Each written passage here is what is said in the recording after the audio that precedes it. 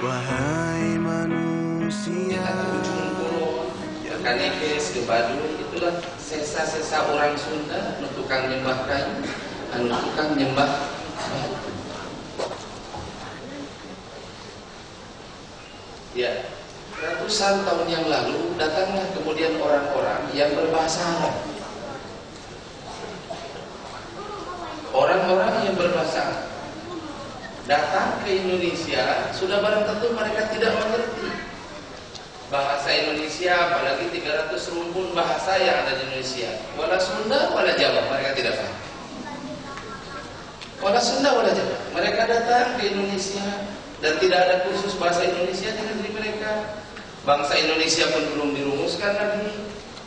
Nama Indonesia belum ada. Nusantara pun belum dikenal luas. Mereka kemudian datang ke negeri ini dengan membawa kalimat. Mereka datang ke negeri ini bukan mengajar maaf. Mereka datang dengan membawa kalimat, bukan dengan membawa bahasa. Mereka datang ke Indonesia membawa kalimat, yakni kalimat la ilaha illallah. Maka Indonesia ini kata Syariati menjadi satu negeri seperti halnya Iran.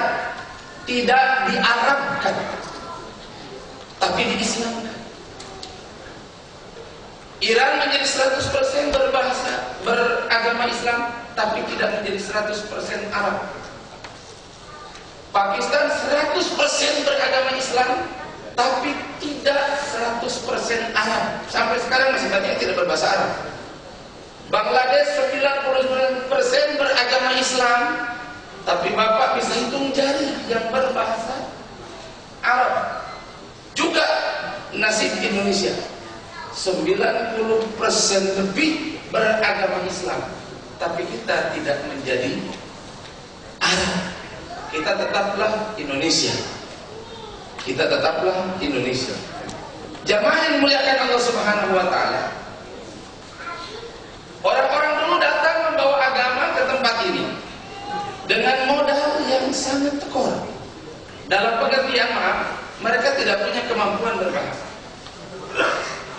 Saya kemarin baru berceramah di markasnya Front Pembela Islam di hadapan Habib Rizik Syihab dan kemudian beberapa petinggi Front Pembela Islam, dan kemudian saya sampaikan kepada mereka, kepada Habib Rizik Syihab, Habib punya hutang Habib sama Habib dan Datuk Habib. Kata beliau, kita baru ketemu, tak udah punya hutang apa? Enggak, saya punya hutang dan kayaknya hutang itu tidak akan terbayar dalam waktu dekat. Ya kan hutang apa? Kita baru ketemu, anda nggak punya modal.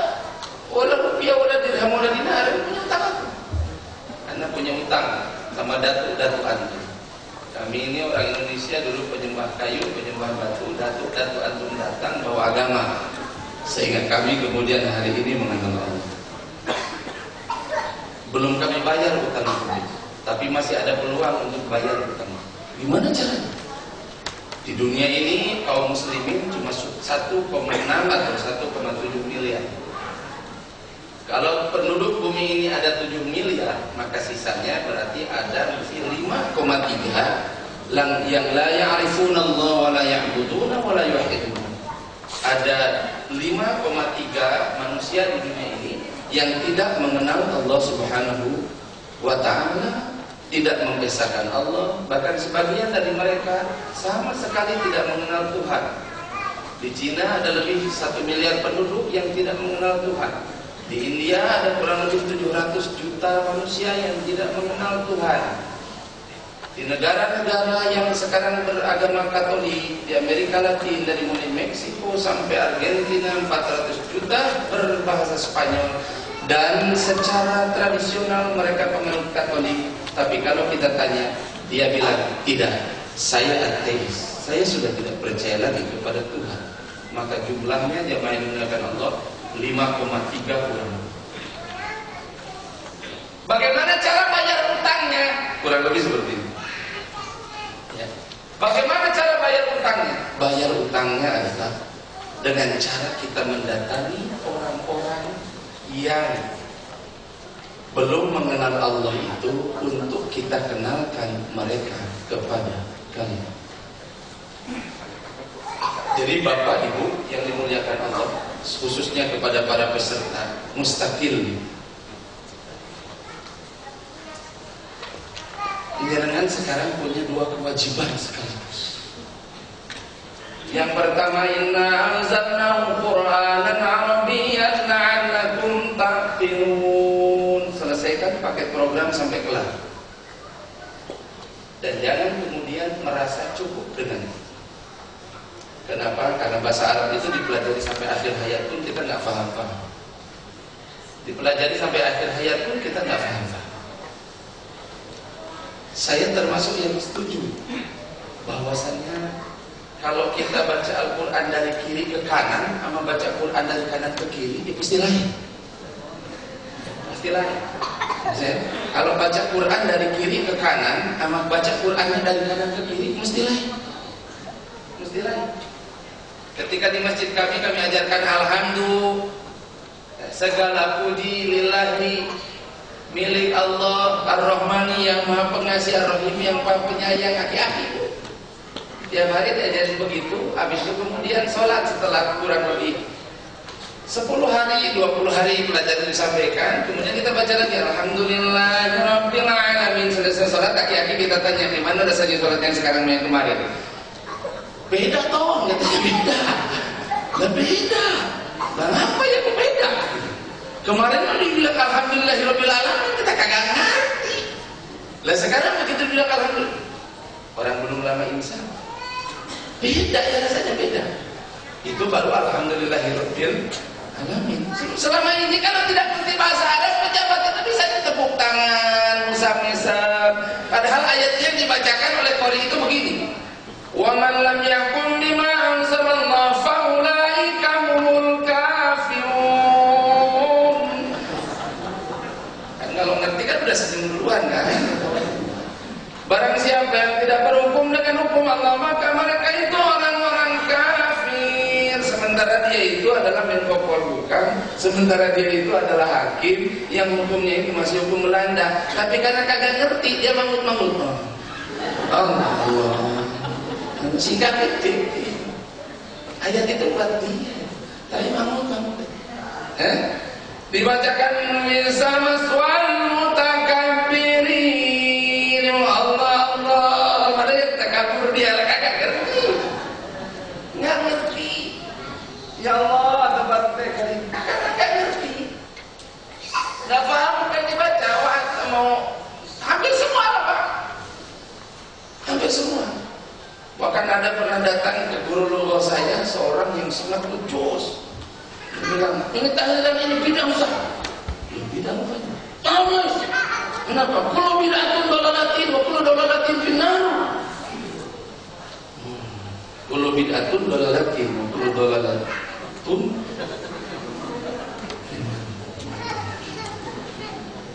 Kekencengan.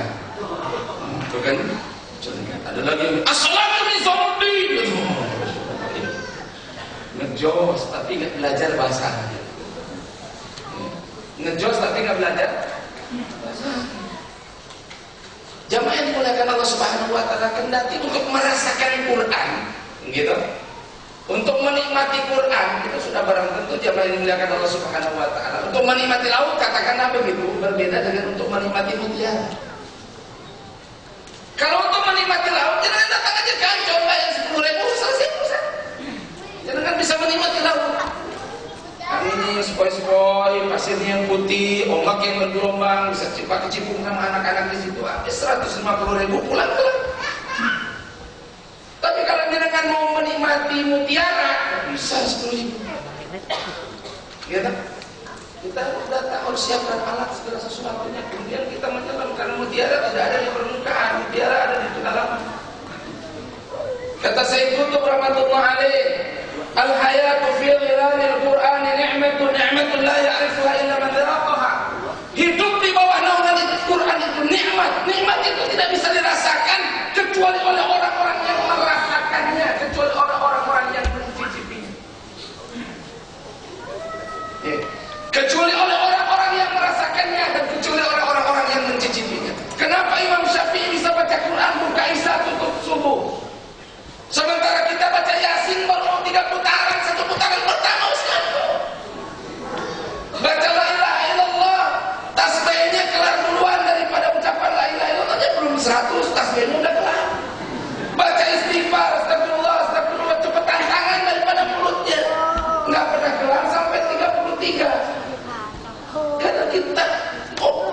oke, bahwa agama ini bisa dinikmati, kendati kita tidak bisa bahasa Arab.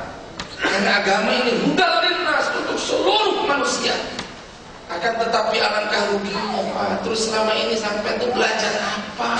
Kalau jadi Islam sekian lama orang ngerti bahasa Arab itu, terus selama ini belajar apa?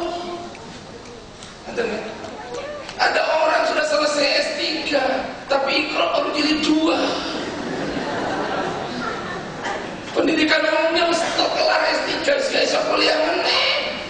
Tapi Iqra baru jilid 3. Bintang sudah 4, Iqra-nya bintang 2. Iqra-nya bintang 2. Ada yang keliru Pak. Ada yang keliru. Ada yang keliru. Maka bagi kita belajar bahasa Arab, alhamdulillah setidaknya dengan sekarang bisa menikmati. Ya ahlan wasahlan baru datang. Ya. Bu, saya biasanya lupa waktu kalau udah ceramah. Jadi ibu melambai tangan aja begini. Ya. Saya biasanya lupa waktu kalau udah ceramah. Jadi ibu bilang begini, Pak, terus Pak Kelar atau Bapak, udah selesai tak waktunya gitu ya. Jamaah yang dimuliakan Allah Subhanahu wa taala. Ar-Rahman 'allamal Qur'an, khalaqal insana 'allamahul bayan. Kalau nggak sampai ke balaghah itu belajarnya, belum terasa itu di hati itu nikmatnya dan lezatnya kalimat itu. Maka jangan pernah berpuas diri. Jangan pernah berpuas diri. Jamaah yang dimuliakan Allah Subhanahu wa taala. Ya, karena ini bahasa-bahasa yang luar biasa lezat, nikmat, diucapkannya lezat, nggak tergantikan dengan bahasa manapun, nggak tergantikan. Jangan mau belajar bahasa apapun, setelah belajar bahasa Arab jadi ringan. Mau belajar bahasa Inggris, belajar bahasa Spanyol, belajar bahasa Prancis, belajar bahasa apapun ringan. Karena semua makhluk huruf ada dalam bahasa Arab. Kendati sekali lagi bukan berarti kemudian kalau yang nggak bisa bahasa Arab masuk neraka, kasihan juga. Ada kawan saya yang kalau ceramah itu nemen banget assalamualaikum diulang 3 kali. Alumni Bogor. Beliau bilang ini yang benar, dia dapat ganjaran assalamualaikum. Alif lam syamsiahnya harus masuk. Dia ceramah setengah jam, habis itu kemudian giliran saya karena parade ceramah. Masya Allah, ini acaranya ini acara walimatus safar. Yang mau pergi ke hajinya orang Jawa. Saya bilang ini bukan mau pergi haji, ini orang Jawa ini Arabnya budal kaji. Bukan mau pergi haji, tapi mau budal kaji. Dia nanti ke Madinah, di sana mau ziarah kepada Nabi Muhammad. Nabi Muhammad itu punya cucu, yang satu namanya Kasan, yang namanya Kusen. Begitu dia lunas ONH, dia bilang alhamdulillahirabbil alamin. Ayo. Nah kira-kira kalau nun sewu man kana akhiru kalamihi la ilaha. Sekarang gimana kalau begini, orang Jawa masuk Islam, terus kebiasaan nyebut kanjeng Nabi itu kanjeng, nyebut Allah itu Gusti. Terus di akhir hayatnya ngomong ini Gusti. Gusti klub meninggal, kira-kira disolatin nggak? Muncul nggih Gusti. Di kampung saya orang nggak berani bilang Nabi Muhammad tanpa kanjeng. Kadang bilangnya gini doang, karena ini ada muludan kanjeng, maksudnya muludan kanjeng Nabi. Di Turki itu Pak, saat Turki mana berani orang memanggil nama anaknya Muhammad, sekalipun tertulis namanya Muhammad, tidak berani. Su'ul adab ya, Sultan Muhammad Al-Fatih disebutnya Sultan Mehmed. Mereka nggak berani memanggil Muhammad, mereka panggil Mehmed. Takut pas marah nanti yang dibentak Muhammad, takutnya Muhammad yang beneran katanya yang tersinggung. Maka mereka panggil Mehmed. Sama orang Semudan diganti jadi Mehmed. Diganti jadi Mehmed. Eta Mehmed, Tina Mehmed, ibu asal-muasalnya Muhammad, ngikut orang Turki. Ada yang begitu yang, tapi bagi mereka yang sudah bisa bismillah. Inna anzalnahu Qur'anan Arabiyyan la'allakum taqilun. Maka kita akan merasakan iman kita naik, kefahaman agama kita naik, karena mustalahat daripada agama ini banyak menggunakan bahasa Arab. Dan kemudian kewajiban yang kedua, Bapak Ibu yang dimuliakan Allah Subhanahu wa taala, karena jenengan lebih tahu dibandingkan yang lain lewat belajar metode mustaqili tentang Quran, maka jangan pelit terhadap Quran. Ngomong pelit terhadap Quran ada. Hari ini kalau kita bikin masjid dalam hitungan bulan kelar, Kementerian BUMN itu bikin masjid itu cuma 6 bulan dengan dana 60 miliar kelar. Di kampung saya ada masjid yang lagi diperbaiki, direhab. Ditanya berapa anggaran yang diperlukan takmir, kata ketua DKI nya 150 jutaan yang mau nyumbang. Kenapa? Kalau 5 miliar kan handle sendiri. Bayangkan coba. Saking dermawannya 150 juta nggak mau nyumbang. Kalau 5 miliar kan handle sendiri. Nusirin dari Kuwait, dari Qatar, dari Saudi, kalau datang ke sini nggak mau dicampur orang lain. Serahkan sertifikat wakafnya, saya bangun masjid.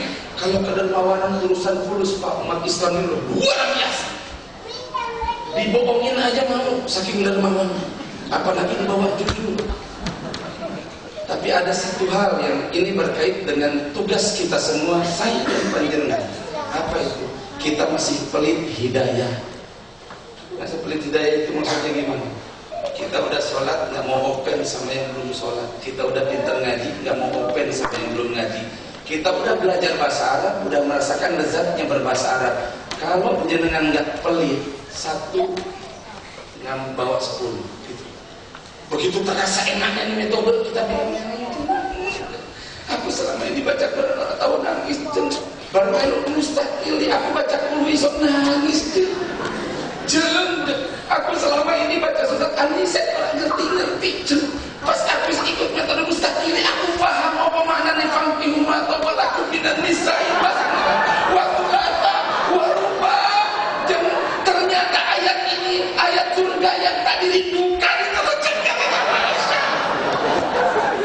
Aku mau tanya sama kau, kalau sudah paham terus gimana maksudnya? Selama ini ibu-ibu nolak itu kan tidak paham. Asbab paham saya ironis sekarang alhamdulillah ibu-ibu paham. Jadi yang kebetulan ibu-ibunya di sebelah sini nggak usah sembunyi-sembunyi, belak-belakan aja sekarang bilang. Ibunya udah paham kok apa maksud fankihu ma tabalakum minan nisa'i mathna wa thulatha wa ruba'. Arabnya tahu.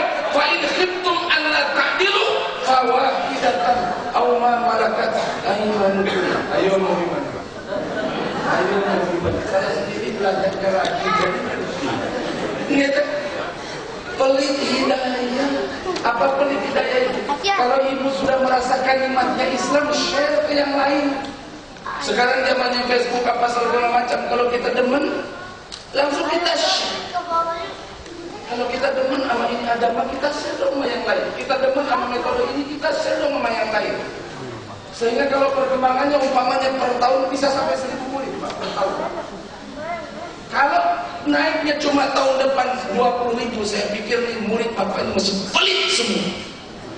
Gak mau ngajak yang lain, ajak dong. Kita ini ada bakso enak, ngajak anak, ngajak istri. Giliran ada bahasa Arab enak, bini gak diajak.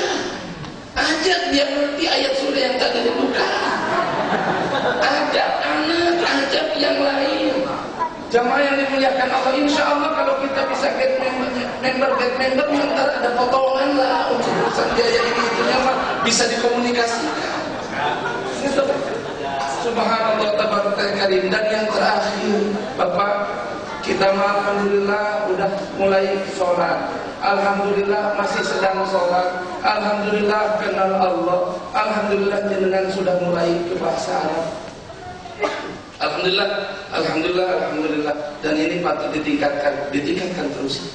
Tapi jangan lupa di belakang, di balik benua sana,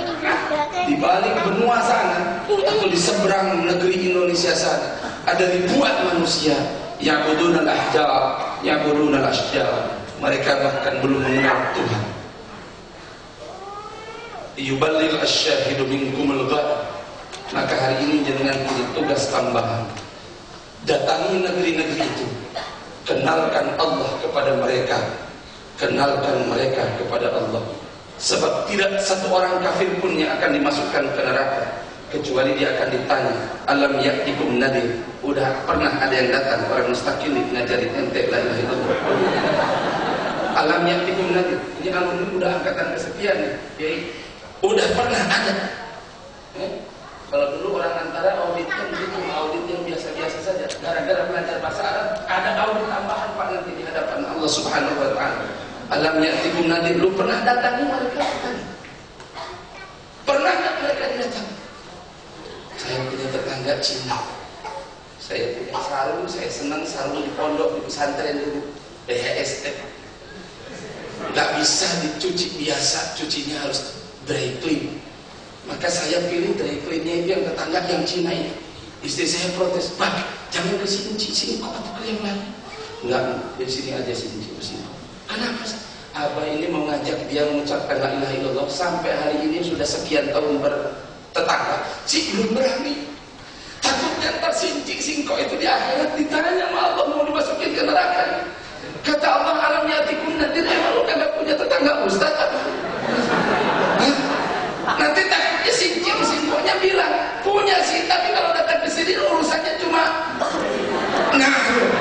urusannya cuma.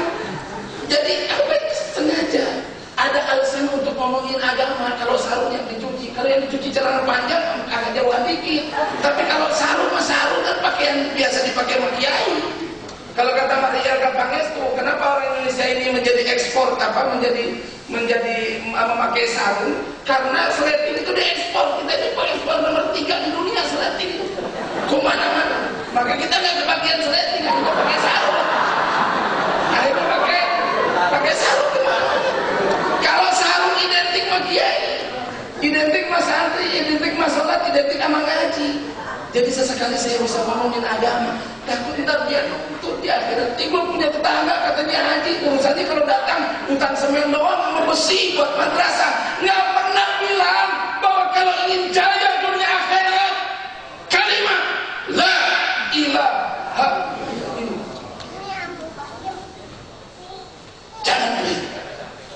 Jangan. Maka kalau kemarin di front pembela Islam, saya bilang sama Habib dengan linangan air mata, saya bilang, Habib, mestinya yang masuk ke belantara Amazon, yang masuk ke kepulauan kecil di Karibia, itu bukan ana bahlul, ana jahil, ana dhaif, ana faqih, wa antum ahlul lidzalika jiddan. Antum mestinya yang berangkat ke sana, bukan saya. Tapi entah kenapa Allah yang kirim saya ke sana. Maka kalimat itu akan saya ulang mumpung ketemu. Dengan bawa murid sebanyak-banyaknya ke pedalaman Amerika. 70 suku di Amazon belum kenal kalimat la ilaha illallah. Maka mumpung nih ketemu sama orang yang lebih layak untuk berangkat, ya, mari kita katakan daratan Eropa dengan la ilaha illallah. Temui orang-orang Hindu yang ada di India sana, dekatkan dan ajarkan kepada mereka kalimat la ilaha illallah. Di Cina masih Cina orang nggak kenal kalimat la ilaha illallah. Nanti kalau kalimat seperti berangkat, murid-muridnya nemenin ya, berangkat semua ke sana, berangkat semua, dan kemudian sebarkan kalimat ini, karena hanya kalimat ini akan menyelamatkan manusia dunia dan akhirat. Semoga mustaqil ini oleh Allah Subhanahu wa taala dijadikan metode yang abadi. Tutup hari Kamis. Ya, tutupnya sampai hari Kamis. Jadi kursus terus, ngajar terus, belajar terus sampai kapan kan? Sampai hari Kamis. Di mana besoknya Jumat matahari terbit dari sebelah barat. Mananya apa? Kiamat. Kalau udah kiamat selesai sudah. Jemaah yang dimuliakan Allah Subhanahu wa taala, sebelum dihentikan semua pembawa acara, saya berhenti duluan. Terima kasih atas kepercayaan untuk memberikan saya waktu menyampaikan sepatah dua patah kata di kesempatan pengajian dan silaturahim mustaqil ini. Saya mohon maaf Ustaz, belum mengenal secara pribadi panjenengan, bukan salah panjenengan, tapi karena memang saya jarang bergaul, dan kemudian Saya harap nanti ke depan saya juga bisa membawa panjenengan, karena saya tertarik dengan sedikit yang saya baca tentang metode Mustaqili tadi ketika saya browsing. Mudah-mudahan nanti kita bisa kerjasamakan lagi dengan lebih intens lagi, karena saya senang dengan metode-metode baru. Saya senang sesuatu yang baru, termasuk istilah. Assalamualaikum warahmatullahi wabarakatuh. Semua pergi menghadapi